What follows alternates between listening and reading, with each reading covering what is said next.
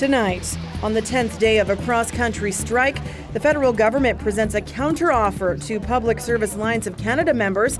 At the same time, farmers are worried about the financial impact on the ag sector.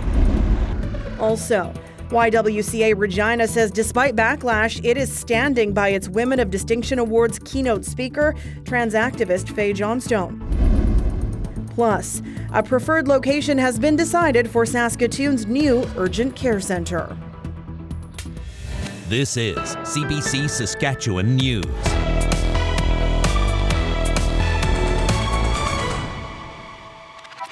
It is Friday, April 28th, and the CBC Saskatchewan News starts right now. Good evening and thank you for watching. It is day 10 for striking Public Service Alliance of Canada members across the country. The labour action is impacting a number of sectors, including agriculture in Saskatchewan. Farmers are concerned that their grain shipments destined for around the world could be delayed. Aishwarya Dutta reports. Farming season is just getting underway, but now more than 140 grain inspectors are on strike.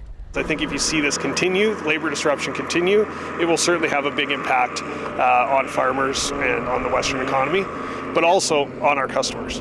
Without grain inspectors, there could be delays in certifying exports, creating a backlog in the supply chain. So what you end up seeing is that those costs end up getting downloaded basically to farmers in the prices that we pay. So not only will the labor disruption have an impact on our shipments, it will also have an impact on the price we can receive for our product. Wood says if the strike continues, it will definitely impact farmers, grain handlers and shippers in Saskatchewan and beyond. Industry insiders say it's also a concern because it puts food security at risk and it's another hindrance in the supply chain. You know, when our buyers are looking to Canada, this is one more thing that, okay, well, they can't deliver because of this. So this is just one more issue in our supply chain that really ends up making us look like an unreliable source for food, right? Another farmer who is also on the board of Sask Wheat is concerned about the potential impact on research and development. Every year, a number of new seed varieties, agronomic plots are planted in the spring and scientific research is done that benefits farmers. And we're concerned that labor disruption could affect seeding of those plots, which happens in May. Halstead says farmers only have a couple of weeks to seed. If the strike drags on, they could lose a whole season of agronomic research for wheat and other crops. Seeding season generally starts around May 1st, but with the ongoing strike, farmers like Wood are pushing back to buy some time. My hope is that the sides can come to a reasonable conclusion of this and that help happens reasonably quickly. The federal government presented a counter-offer to the striking union on Friday, but no other details were released.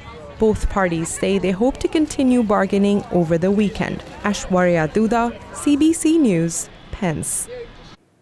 There's been another twist in the Greg Furtuck murder trial. Furtuck is on trial in Saskatoon, accused of killing his wife Sherry in 2015. He admitted to undercover officers that he shot her, but her body has never been found. Last month, he fired his defense team.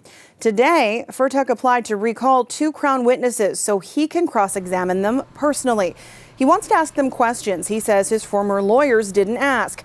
Furtuck wants to quiz the Crown's ballistics expert, and he has questions for his former girlfriend. Justice Richard Daniluk reserved his decision on the application until next month. Yesterday, RCMP provided a detailed timeline of what happened during the mass stabbings in and around James Smith Cree Nation. But as Jason Warwick reports, family members and observers say there are still many unanswered questions. At 5:35 a.m., the caller's vehicle was located. For nearly 3 hours, RCMP revealed many new details about the tragedy that left 11 people dead and 17 wounded at the James Smith Cree Nation and neighboring village of Weldon. They described how brothers Damien and Miles Sanderson planned the killings, how Miles killed his brother when he had a change of heart, and how Miles went to multiple homes on foot or in stolen vehicles before he was captured 4 days later. Some of the victims' relatives say they're glad the RCMP is sharing this information, but they'll never know the answer to their number one question: why did he do it? And the only one that knows that is deceased now. So, like, there's questions we have that are never going to be answered probably because the only person that will know him is gone. Burns and others say they have other questions. RCMP officers declined to answer any questions about their own actions that day. They say they did respond within 38 minutes of the first call, but what did RCMP do in those next hours and days? I think more transparency in the justice system would serve them well. I really don't know why. It's hard to understand why they didn't talk about themselves at all. James Smith Chief Wally Burns thanked RCMP for their information, but says there will only be full transparency and accountability when they're able to take control of their own justice system. In a written statement, Burns said, "I know we need to develop our own police force. I am not stopping until we get boots on the ground. The true answer to overcoming these barriers to safety and protection is self-administered policing on our First Nation." RCMP say they can only release so many details because they don't want to jeopardize an upcoming coroner's inquest scheduled for January. But Hansen and others disagree. They say that if RCMP can reveal so many details about the perpetrators and the victims, surely they can tell the public about their own actions as well. Jason Warwick, CBC News, Saskatoon. A pipe ceremony and small round dance was held last night in honor of a Regina teen who was killed after being hit by a car last weekend.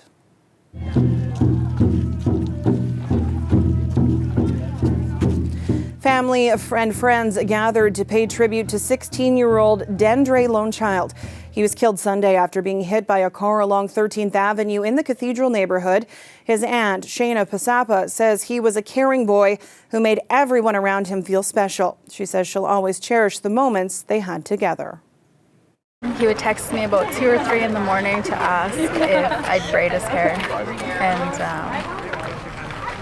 we'd sit there for a couple hours drinking our pop or whatever, and he would just tell me what was going on in his life and things that he wants to do and, just encourage him, give him that space to, share his stories. People at the vigil also wrote chalk messages on the sidewalk and lit candles in his memory. Lonechild was from White Bear First Nation and attended Sheldon Williams Collegiate in Regina. YWCA Regina announced last week that a trans woman would give the keynote speech at its upcoming Women of Distinction Awards. That prompted transphobic messages and even calls from the far-right media to fire the speaker. Laura Sharpaletti has that story. YWCA Regina is standing behind its Women of Distinction Awards keynote speaker. Trans activist and YWCA Canada board member Faye Johnstone received swift backlash on social media. But the Regina branch says it's not deterred, saying the organization is dedicated to serving the trans community and understanding its perspective. We serve two-spirit, trans women, gender diverse and sexually diverse women in all of our shelters, in our programs, in our outreach, and our harm reduction. Our staff is also diverse, and so we've had lots of staff and board members who are two-spirit, trans, gender, and sexually diverse. Coomber Benson says many far-right organizations believe trans women are detrimental to the feminist movement, but the YWCA and Johnstone disagree. Trans women experience significant gender inequity. We are more likely to live in poverty, more likely to experience hate, harassment, and violence in our lives. And so a feminist movement that is truly imagining a better world for everybody, one in which we have eradicated gender norms, it has to include trans and gender diverse people because we often bear the brunt or significant volume of the hate. The truth is that we won't move forward in the feminist movement. We won't ever reach gender equity unless we center and we focus on the needs of the most marginalized people within that group. The YWCA says since receiving transphobic backlash, sponsors of the event have reached out to voice their continued support. It says Johnstone's speech will be important to give people a perspective of how trans women navigate life in the community. Laura Sharpaletti, CBC News, Regina. We now know where a new urgent care centre in Saskatoon will be built. It's a partnership between Atakakoop Cree Developments, the economic development arm of the Cree Nation, and the provincial government. The Cree Nation has chosen the Pleasant Hill Elementary School site as the site for the new facility. It's a block away from St. Paul's Hospital. The school will be closing at the end of this school year and will be eventually demolished. When complete, the facility will provide care that requires urgent attention, but maybe not considered life-threatening. The center will run 24 hours a day and include mental health supports. There will be a separate entrance to make sure that there's dignity of somebody coming in that might be experiencing some challenges, but there will be a mental health and addictions component to this, as well as in this area we also have our mobile buses, and there are the West Side Clinic is just over here, so there's multiple components in this community and in this area and across Saskatoon. And this is going to benefit not only our First Nation in the area of training, employment, construction. There's going to be a long legacy of what we're going to be able to do as First Nations people in the province, and look at our partnership. The Urgent Care Centre will be built and owned by Atakakuk Cree Developments. It will be leased to the Saskatchewan Health Authority for operation. It is one of 2 urgent care centre projects announced by the province. They're getting $30 million from the government's $7.5 billion COVID-19 economic recovery stimulus plan. Merriman says the centre under construction in Regina is nearing 75% completion. 3 new medical schools are opening in Canada in the next 2 years, and their goal is to encourage more students to enter family medicine to help address shortages across the country. But as Karen Pauls reports, there are concerns that adding students to the mix will just add to the demands on doctors' time. This is the site of the new medical school at the University of Prince Edward Island. It's under construction now, but in 2025, 20 new students will start learning here. Our students will be trained in a kind of inclusive environment with working with nurse practitioners, nurses. We'll have an on-site clinic here that is what's called a medical home, which is an interdisciplinary program that will have patients from the university community, but also the broader community, and students will learn in that environment. This is just one of the 3 new medical schools being built in Canada in the next few years. The other 2 are at Toronto Metropolitan and Simon Fraser universities. And they're being built on a new model of education, where students will train in the communities where they'll serve after they graduate. The Brampton area and the Peel region are a very diverse and fast-growing region here.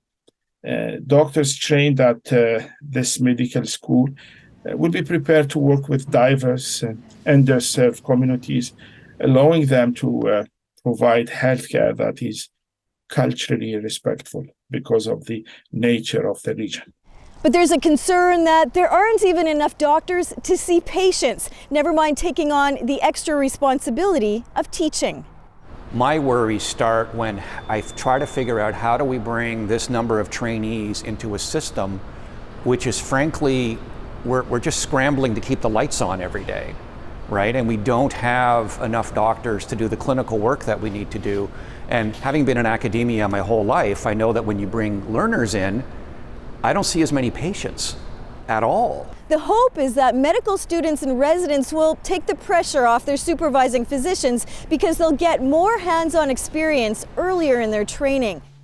And we know from a patient care perspective that physicians who are involved in education are both challenged to stay up to date so they can teach, and challenged by their learners, even very junior learners. So the quality of care increases for patients who are seen. If you're teaching, the learners will go see patients and your time comes out in the wash as far as patient care goes. So I don't think it's going to negatively impact the number of patients seen. The ultimate goal is to retain existing family doctors while training new ones. Karen Pauls, CBC News, Charlottetown. Oh, it's happening, golfers. It's happening. Holiday Park, Wildwood, and Silverwood golf courses opened up at 9 a.m. in Saskatoon today. You can start booking 7 a.m. tee times at the municipal courses on Monday. Regina courses not open yet, but driving ranges open up tomorrow. There's a staggered start for courses opening that starts next Friday, of course, dependent on the weather. And speaking of weather, Ethan will have your forecast after the break. Stay with us.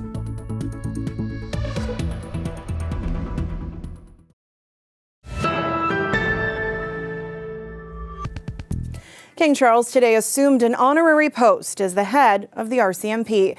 He's just the second commissioner-in-chief. The honor was introduced for Queen Elizabeth on her Diamond Jubilee. Abby Cougar-Dawson reports. Royal salute! A warm welcome at Windsor Castle as King Charles accepted the role of Commissioner-in-Chief of the Royal Canadian Mounted Police, a largely ceremonial position. I decided to issue you MP 150 2023 to mark your coronation. The monarch received a special RCMP officer's sword featuring a maple leaf for each province and territory in Canada. It's feeling great. Crafted to mark the 150th anniversary of the Mounties, a force that has been linked to the British monarchy since Queen Victoria's Diamond Jubilee. That connection has been there in a very durable way, signifying tradition and honor and respect. The king was also greeted by Noble, gifted to him by the RCMP earlier this year. Some of the horses we were showing you were a little big or a little tall. Noble will join other horses from the Royal Mews in the coronation procession. 5 RCMP officers will ride ahead of the royal couple from Westminster Abbey to Buckingham Palace. The Mounties have been there for every coronation since 1904. Incredibly proud to represent not only our organization, to represent all of Canada. Beyond the big day next week, Noble may appear again. She's ready and willing to take on the job of trooping the color with the king riding. Just like Burmese, the Canadian black mare so beloved by the late Queen that she rode her for 18 straight birthday celebrations. Burmese was born and bred in the province of Saskatchewan, and Noble was in fact named by a young boy from the province of Saskatchewan. Noble perhaps set to carry on for her predecessor in a show of Canadian continuity as Charles takes the reins of the Commonwealth and the British monarchy. Abby Cougar-Dawson, CBC News, Windsor. This weather update is brought to you by Crestview Chrysler Dodge Jeep Ram, proud member of the Capital Automotive Group.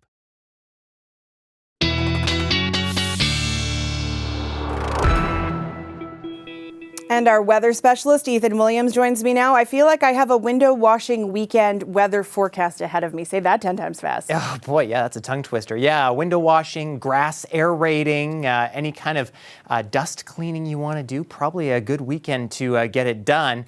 And the stats show that indeed, we are entering spring officially because Northwest Regina Weather, it's a weather station, a person who runs weather station Northwest Regina who tracks weather details all through the year, says this is the first day that there's no snow left on the ground. The first day of snow reported of the season was back on October 22nd. So it's been a long, long winter in Regina and really everywhere. Total snow in Regina we've received all through the year, or through the this winter, was about 121 centimeters. That is below the record, thankfully, in 2013 of 196 centimeters. And the most snow that we had on the ground at one time in Regina through this past winter was March 10th and 11th. We also had a blizzard that weekend. Saskatoon, there's not as much reliable data for you, but we know that November 2nd of last year was kind of the first day where we had measurable snow on the ground. So really everywhere in the province, yeah, we're ready for spring. And we do have a little bit of rain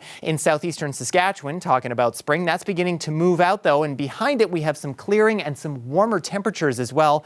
No one has hit 20 degrees yet, but we've come very close in Saskatoon and Maple Creek and even Moose Jaw, sitting around 19 degrees this afternoon. Well, you're down to 18 now, just dropping a degree, but lots of us in the double digits this afternoon, but very windy as well. No surprise, it has been quite gusty these last few days. 65 kilometer an hour gust in Swift Current right now, and many of us sitting in that kind of 50 to 60 range. Now, much warmer air expected coming for next week. It makes its first stop in BC and Alberta this weekend.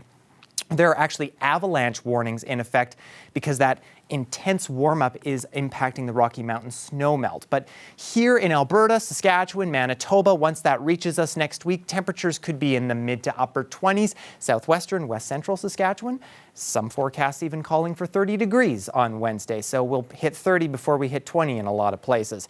Now, this rain that we've been seeing in northern Saskatchewan is going to begin to move out. The low moves to the southeast overnight tonight, and then we just put this thing in motion, and there's basically nothing else to talk about because high pressure moves in, reinforces the warmth. We get a lot of clearing and winds will begin to diminish, but not before they pick up a little bit in southeastern Saskatchewan tomorrow. Even Regina could get a little breezy at times, maybe even Saskatoon as well. That low moves out though, and then on Sunday, a bit of a low in Alberta will cause some gusts to pick up in western sections, but not by too much. Regina, here is the promised warm-up, and it is pretty dramatic, possibly getting to 26 degrees by the middle of next week. Lots of sunshine, of course, around as well. Keep in mind, normal for this time of year is 16. Saskatoon, you won't miss out on the warmth either, getting into the mid-20s by the time we get to the middle of the week. So, going from well below normal last week to normal this week to well above normal next week, Sam. We're just riding that roller coaster. Pulling out my golf clubs this weekend and oh yes, might be a little sick next week. Yes, there's you might need that too. Yeah. Thanks, Ethan. You bet. Oh, this little cub, so cute, born in a zoo in Hamburg, Germany in December to a 21-year-old female polar bear named Victoria. The zoo has yet to allow visitors to see the baby bear. Victoria is a first-time mom who herself was born at the zoo. Her offspring is now the second generation of a successful breeding program for the endangered species. Adorable. We will be back after the break.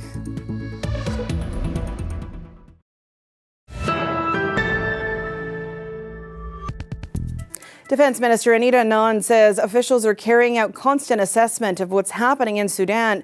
Anand also said one of the Canadian evacuation flights encountered mechanical issues, but it's been resolved. She cautioned the situation is still dangerous and volatile. The fact that a Turkish aircraft came under fire is also being monitored carefully, and all of that paints a picture that the situation is dangerous, it is volatile, it is intense, and we need to do whatever we can to ensure the safety and security of Canadians at the airport and, of course, as they board flights and take off from the area. The Sudanese army blamed the rival RSF faction for attacking a Turkish evacuation plane as it was landing near Sudan's capital. Turkish officials say no one was injured and that the plane managed to land safely. Anand says about 250 Canadians have been evacuated from Sudan, some with help from other allied nations. Yesterday, the warring factions in Sudan agreed to extend the ongoing truce by 3 more days.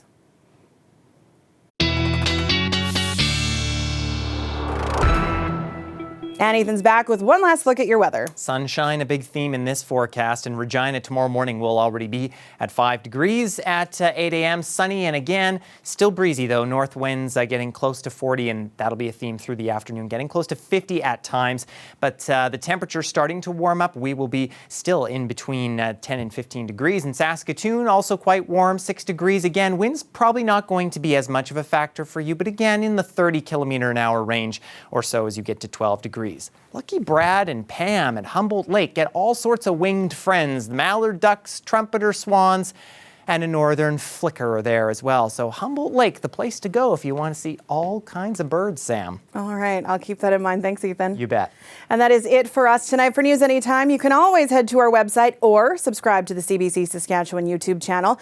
Ethan will be back with more local news tonight at 11. We leave you now with some sights and sounds from the Spring Powwow at the Brand Centre. Thank you for watching and have a great weekend.